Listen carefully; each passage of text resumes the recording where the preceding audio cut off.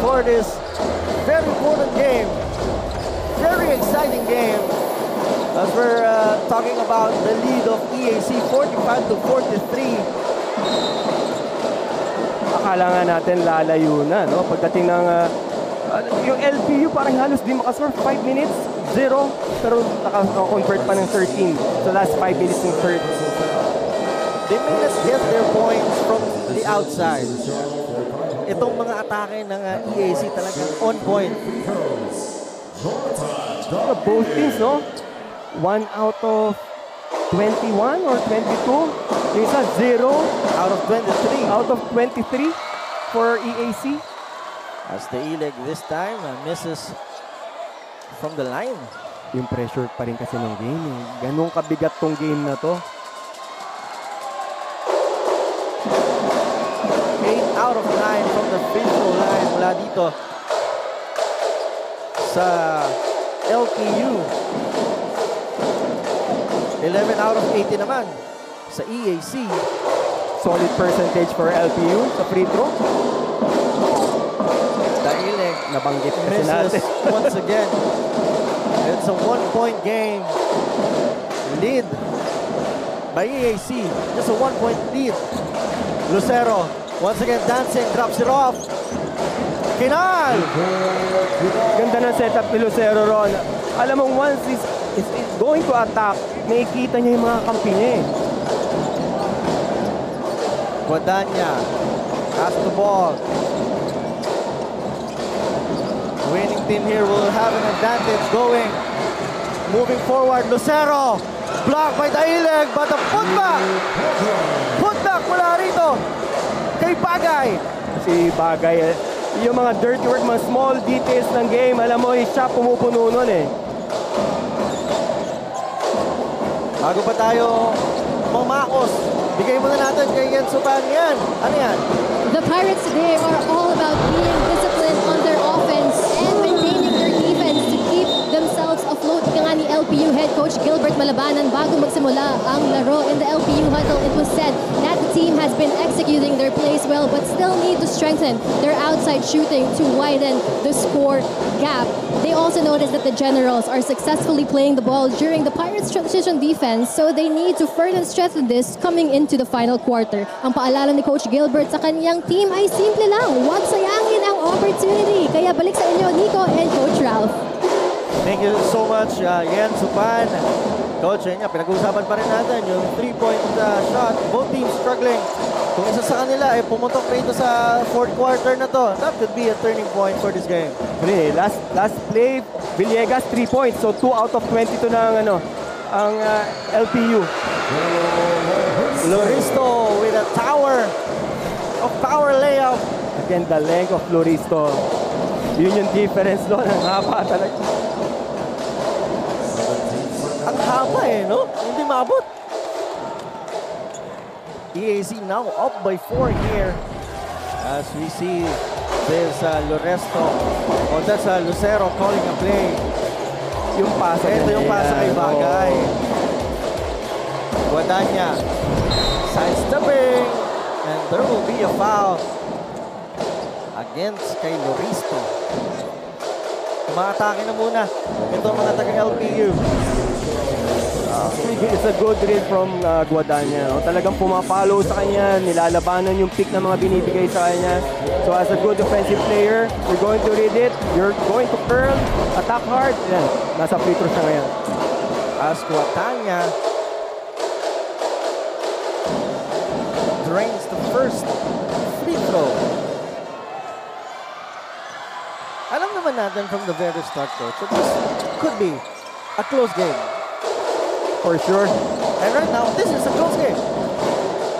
Di malayo ang OT rito. Ay, huwag ka naman ganyan. 51-49, dalawang lamang ng EAC. Lucero, eto na naman yung dalawa. Loristo will be fouled. Siya naman ang mahahampas doon. Muntik. Almost a good stop, no? Nagkaroon lang ng konting contact doon. Na late sa rotation eh. Lucero able to settle his teammates well. Yeah. Yung tempo ng game nag-iiba kay Lucero. The way he sets up his teammates. Kanina kanina hindi gumagana yung mga ganun kay Ochavo eh. But, Oo. Lucero, with his ability to attack the basket and finish, napapakagat niya yung depensa nitong LPU. And look at that play. Ganda ng execution Great na yun. play. I saw you, sabi nga ni Bag. Bagay to Luciano. Villegas, tahimik na rito after that explosion sa first quarter with 6 points. Hindi na natin narinig ulit si Villegas, ano? Oh, siya yung huling naka 3 points sa kanila. Pero after that, meron siyang 10 points. 10 points right now. And that's the last play by EAC. Knockout play. Guadagna misses on the looper. Ito naman yung tawag. Chin play ni Lucero. Impulse sa inyang chin. It's another ball screen. He's been calling Yung that. backdoor na naman sa ilalim. Look at that pass! Muntik na. Hindi lang makuha. But Bagay able to get it and he will be fouled. Gandang Alam na. pumasa ni Lucero eh.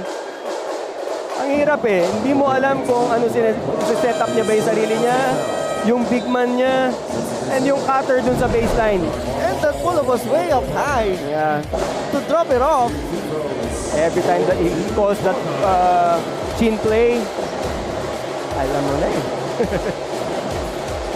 What you love for his teammates ito si Lucero, alam nila kung saan Yes. tatakbo talaga. Yung vision kasi ng iba rin. As EAC still up here 53-49 with 7:19 remaining in the fourth quarter. Napapakommit kasi ni Lucero yung defense. So meron mga bigs na nag-show na pwedeng ma-open yung ibang kakampi niya. Bagay makes the second one.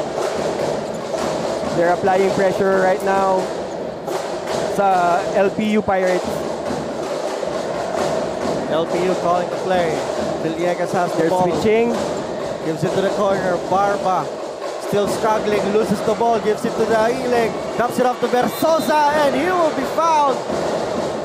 Great play there from LPU. Split second late lang. Ang ganda na ng rotation. Sayang.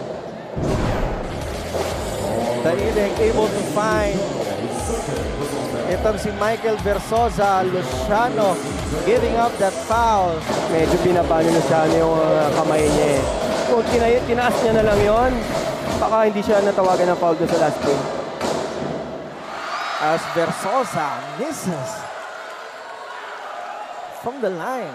They need those free throws actually.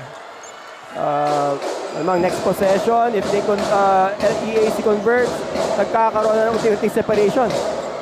Second shot misses once again. 0 out of 2 from Michael Versosa. Tingnan natin kung ano na may tatawag ni Lucero. So, LPU changed their defense to zone. Luciano fakes. Turnover. And double black eye. May foul pang itatawag sa EAC. Nagkaroon ng confusion on EAC part when LPU converted to zone. Kailangan mapasa ka agad nila if they change their defense.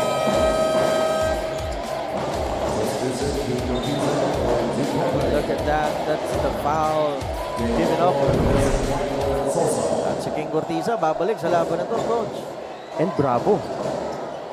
Susubukan ulit nila si Bravo. Nakita naman natin ng first half, medyo off pa yung timing ni Bravo. Pero yung trust again, yung trust na binibigay ni Coach Gilbert, alam naman natin maraming magagawa si Bravo para sa kanila. Meron muna tayong review mula sa ating referees. Not sure what's all about. Nakikinig tayo para malaman kung ano yan. And right now, Ito na yung crucial part ng game. Yung challenge ngayon sa LPU. Talaga huwag magkaroon ng separation kasi mag-iiba na yung galaw nila dyan. They just need to make stops and convert. Kaya huwag magkaroon ng, huwag lumayo ang EAC sa kanila. ang review nila yung foul if it's it could be upgraded. But it's a regular foul called on number 81, Bagay, I think. Kaya wala namang intention, no? Pero wala na. Regular foul. Possession by LPU. Villegas. Gives it to Daileg. 6:30 remaining. 10 to work with for the Gray Shirts. Now Daileg has the ball, fakes against Lucero. Cunanan to the corner. Barba misses once again. The ball will be with EAC. Gurtiza drives, misses. Bravo gets the ball. Nice outlet pass. Sayang hindi naka-convert ang EAC doon. Eto na si Barba. Pinagbayad ngayon yung wrong decision ni Gurtiza. Actually, there's an open guy doon sa corner. Hindi niya give up. Bumalik tuloy ang bola sa LPU. That's only his 4th point of the game. 10 to shoot for the red shirts. Inal pulls up, misses. Tatlong inahabol ng LPU. Villegas, binigay kay Barba. Ito na naman yung atake ng LPU. Swings it to Daileg. Finally! Nice drive and kick from LPU. Time out muna tayo. Tabla ang laban. Magbabalik ang NCAA Season 100.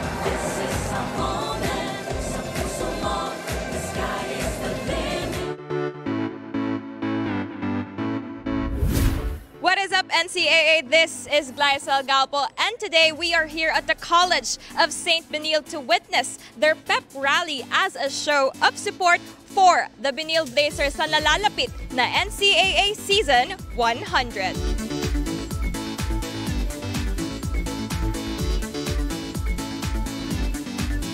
Natutuwa po kami. We're having a ball game, a great ball game. As we see this attack by Ato Barba, he's struggling all game long, pero hindi mo mapapastop itong si Barba na umiscore. Even is missing, hahanap ng tira yan as Jonathan Daileg able to get a shot from the outside. You cannot relax play on defense kay Barba. 4th quarter to, with his maturity, I expect a good game, get good 4th quarter from Barba. Possession now with the EAC Generals of Chapo. Inupo muna ito si Lucero, ha? Big Bayoctana gives it to Gurtiza, hesitates. 5 to shoot for the red shirt. Gurtiza attacks. High looper, no! Balik ang bola. Really, nasa 6 deadlock pa rin tayo ng game, no? 6 deadlock. Halfway through the 4th quarter. Deadlock at 54. Daileg once again misses. Second chance for LPU. And Cunanan makes the shot. Good bounce. Lamang na ng dalawa ang Pirates. Malakas ang pasa pero nakuha pa rin ng Chavo. 10 to shoot for the red shirt. Gurtiza attacks and he will be fouled.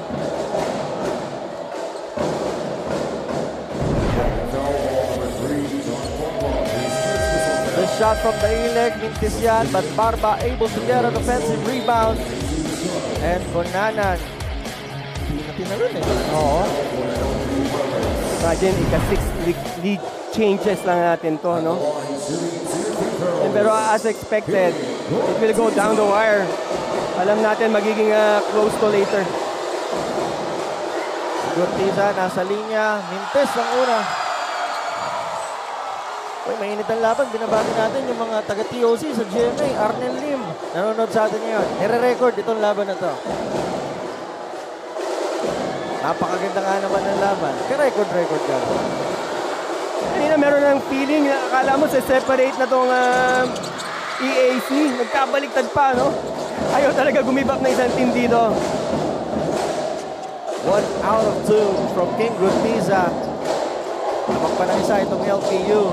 Cunanan calling for a play here. Gives it to Villegas. Against the defense of Kyle. Daileg offers a pick. 5 to shoot for the Gray Shirts. Bravo from the outside. Misses. Oftana gets the board. Laking bagay sana kung naka-convert si Bravo doon. It can boost his confidence. EAC can still make it from the outside. Barba drives and scores! Alam mo na eh, fourth quarter, Barba time. 6 points for Ato Barba. 4 in this quarter. Ochavo, 3 and 30 remaining. Pagsanhan, we haven't been hearing from him. Drops it off. Great defense! Woo! Mula kay Taileg. Hindi mo alam kung saan nanggaling yun, ha? 3-point game by LPU. Taileg fires from the elbow. Is good! Wow! Big shot from Jonathan Taileg. 6 na ang lamang ng LPU. Magpabalik ang NCAA Season 100.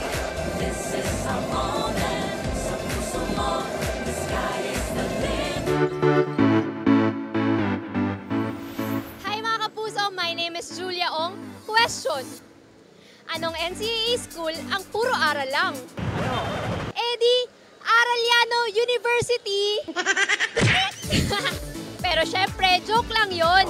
Nandito tayo today, hindi para mag-aral, kundi para makisaya sa kanilang NCAA Season 100 Pep Rally.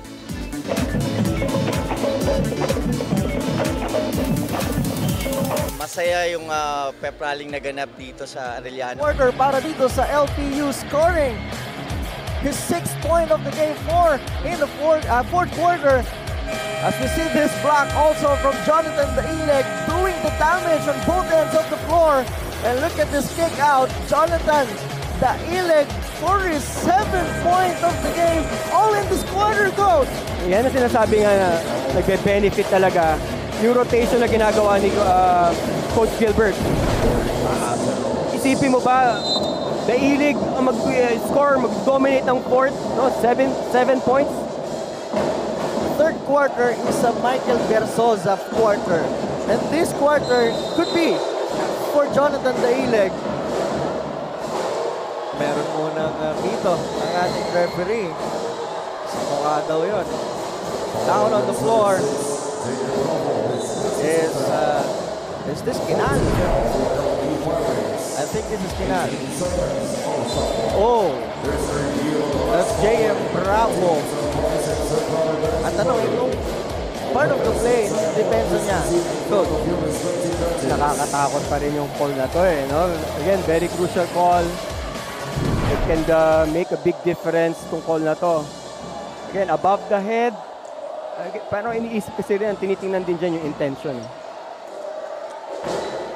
Every possession counts in this game as LPU up by 6 here, 61-55 with 3 minutes and 4 seconds remaining.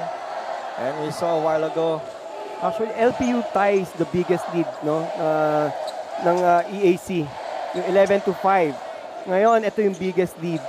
Kumbaga, ganda ng timing naman. In fourth quarter, leading by 6 points. So, actually, and then itong last call na to,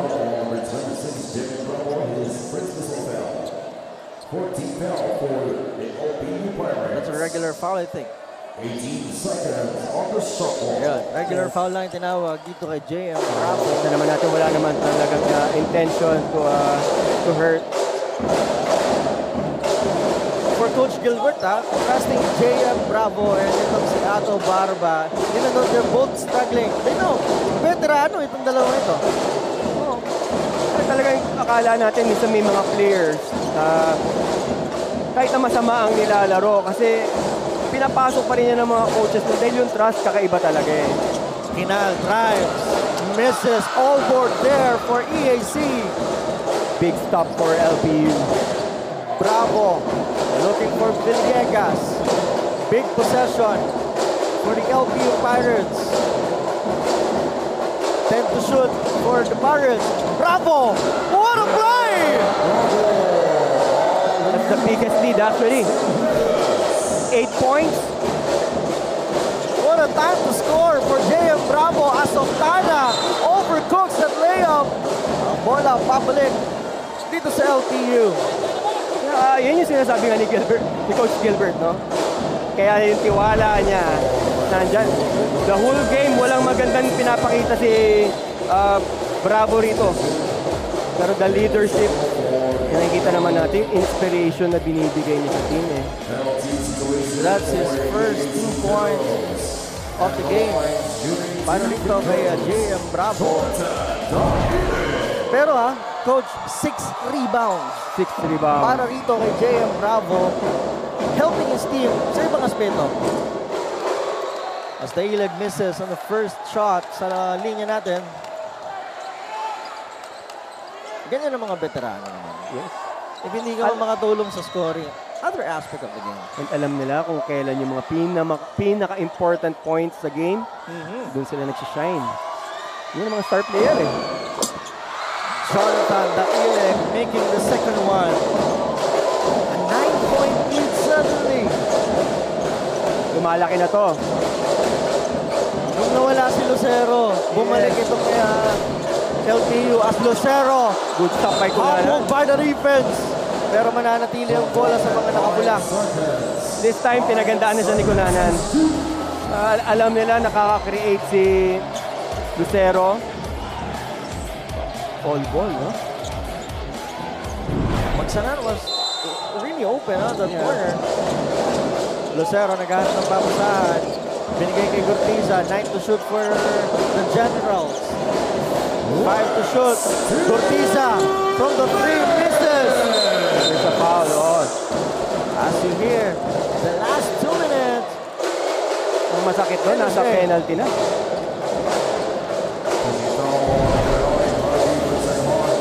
Hindi pa rin nakabutas mula sa labas. Itong EAC 0 out of 26. Grabe yun. 0 out of 26. Actually, that's the big factor talaga. Free throw natin yung quarter na to. 2 out of 4 for EAC. 4 out of 9. 4 out of 10 mula rito naman sa LPU.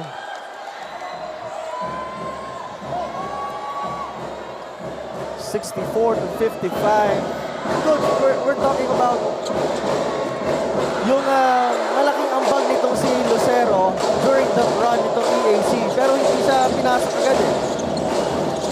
Look at him. Was fouled on an attack. Ganun siya ka-aggressive. Talagang binubuhay sila ni Lucero eh. They're not connecting from the outside. Pero nakita naman natin how Lucero slashed inside.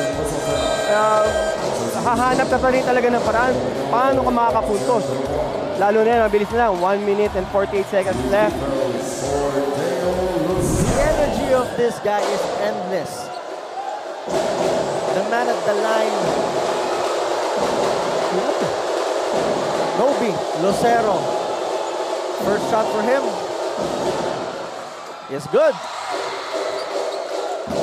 1 minute and 48 seconds, Coach. Marami pa yan. Maraming possessions pa to actually. They just need to make stops. So, convert actually. Ganun kasimple lang. This is a big quarter for LPU, especially for Jonathan Dailag a while ago, as Lucero is 2 for 2. Hindi natin alam, baka itong inside last 2 minutes, dyan tumama yung mga 3 points nila. They are down by just 9 with 1 and 46 remaining. I think they're going to make drops already.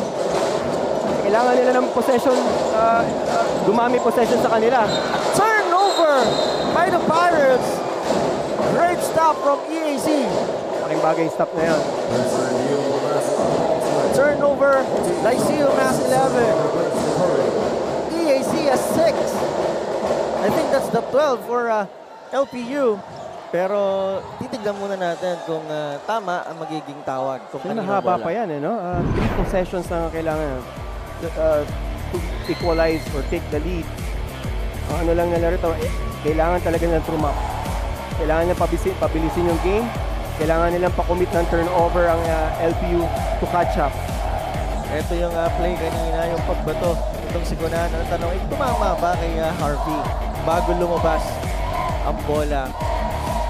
The ball will be with the Generals. A big possession for the Generals.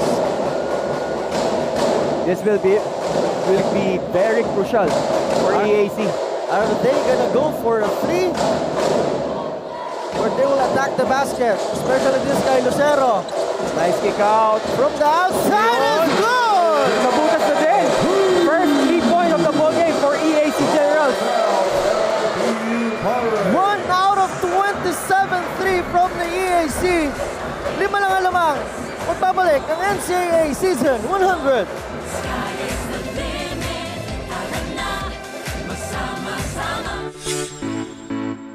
What is up mga ka-NCAA? Ako po si Christine Sanagustin. Kahit anong bagyo ay susuungin para lang mabisita ang mga atleta natin ngayong araw. Nandito tayo sa University of Perpetual Health System Data para syempre suportahan ng ating mga atleta at panoorin ang kanilang pep rally. Stage is ready. Let's give it up for our athletes.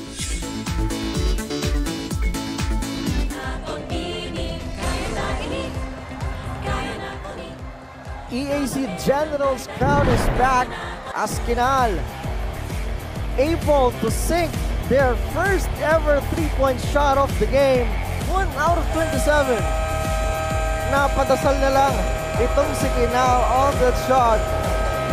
Ito na ngayon. It's the best time na tumama na itong mga 3 points ng EAC. Man, 2 possessions na lang yan. 1 minute and 30 seconds remaining in this game. LPU up by 5. They're back in the game. They're back in the game. Stop ulit. They just need to make stops. No more fouls, ha? Kailangan, hindi na sila pumuhal dito. They're in penalty. The energy of Nobi Lucero translating also, transferring doon sa kanyang mga kakampi. There's the trap. Look at that trap defense. Nakawala naman sa depensa itong LPU. Kakampi ng LPU yung time ngayon eh. So they still need to convert, ha? Can they make a shot? 5 to work with. Villegas has the ball against Kinal. Villegas fakes. Villegas fires, misses. But look at JM Bravo for his 7th rebound of the game. You know the reason why Bravo's in the game. There's a foul called on Harvey Pagsanhan. Got yun, they're in penalty. And look at this. Ito yung sundot yata nitong si Harvey Pagsanhan. That's big foul committed by Harvey. Feeling ni Harvey, medyo manipis yung foul na yon. Big free throws coming for Renz Villegas. Ang bagay, kung ma-convert niya itong dalawa, it will be 3 possessions ulit. First shot is good.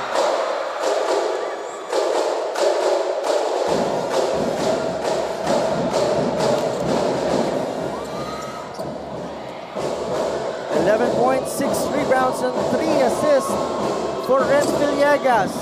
And big 2 free throws with under a minute remaining. Lucero has the ball, drives, gives to Pagsanhan, now Gurtiza. Pagsanhan with a layup. In a long time.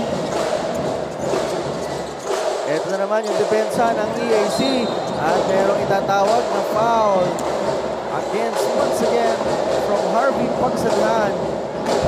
A big foul. Yes, medyo malalaking bagay yung foul na yun eh. Kaya, so that's the 5th foul of Pagsanhan. So, talagang double lakay. Sige ka na ng free throws. Hindi mo pa mapapakinabangan sa Pagsanhan down the line. Pagsanhan finished with 16 points, 7 rebounds, 2 assists, and 2 steals.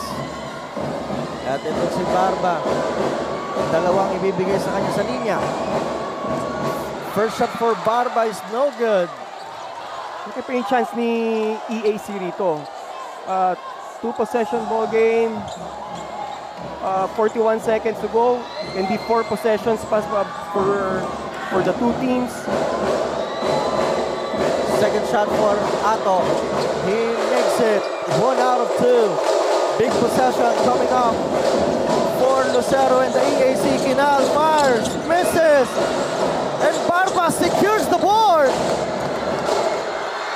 Jonathan Tailig is free and he scores the basket for the icing on top of the game.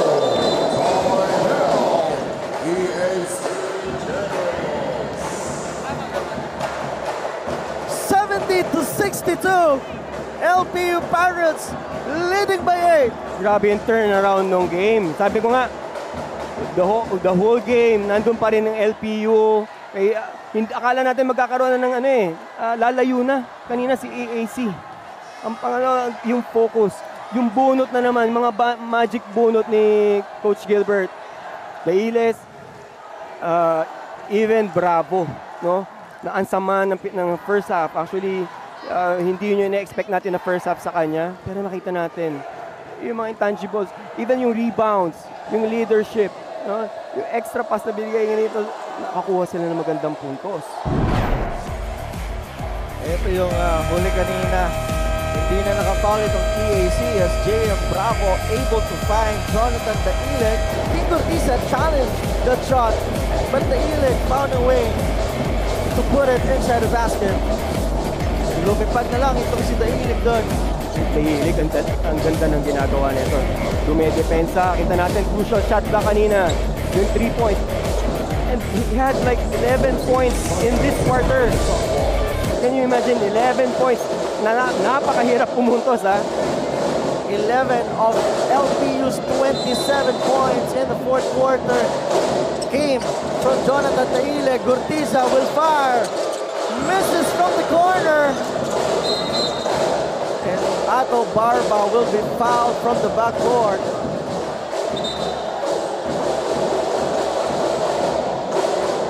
Malaking bagay pag nakuha ng LPU itong game na to, no? Pero kailangan pa rin nila manalo. Meron pa silang isang game. Actually, both teams, meron pa silang tigisang laro. Coach, ang masaya rito, pwede ba silang mag-tie? Pwede pa, pwede pa. Sa 4th and 5th, right after this game. Yes, pwede pa. Kasi meron pa silang tigisang game. Yep. Magiging 1 ahead lang. Pwede mag 2-0 yung LPU, pwede mag 1-1 ito. Or Yes. No, and si Letran, huwag natin kakalimutan. Buhay pa si Letran. at 8 and 9. Itong dalawang team na to, 8-8 pareho. Last game for LPU will be against the Biniang Blazers. Last game for EAC will be against the JRU Heavy Bombers. And right now, Ato Barba now at the line for 2 shots. And the first one, he makes it. Can you imagine that, no? Last game, papunta na tayo ng mga last games. Lahat may bearing pa rin. Lahat important games pa rin. Even yung sa top 2, ha? Yep. Even yung sa top 2. EAC's possession. Cortiza will try once again. Finally, for King Cortiza. They're down by 7. Villegas has it. And he will be fouled also from the backcourt. For King Cortiza, that's 1 out of 5 or 1 out of 6 from the 3-point shot, from the 3-point line. 10 seconds, medyo mahirap na to, no? Pag lalo na kung na-convert ni Punanan. Actually, 1 out of 7 for King. And right now, Punanan. And 2 out of 30. 6% sa 3 points. Medyo mahibaba talaga yan. Coach Gilbert able to find ways to pull off this win dito sa ating fourth quarter. Yung ways na yan, Jonathan Dailig. Yes. The combination, no? Yun yung gusto ko nga malaman kay Coach Gilbert. Eh. Ito naman ang tira mula kay Kinal sa labas. And after a grueling 4 quarters, LPU Pirates winning this game against the EAC General 74-65. Big win for LPU Pirates. Yeah, isang pa nila ngayon. Nasa Final Four yes, na. Nasa Final Four na. Pero kailangan pa nila magtrabaho. Their last game will be against the CSB Blazers. Let's see if they can pull that off. But anything is possible in this league. Kita lang naman natin si CSB, hindi bibigyan naman ganun kadali. 74-65 ang ating score. Malaking laro para sa parehong team. But LPU Pirates pulling this win off.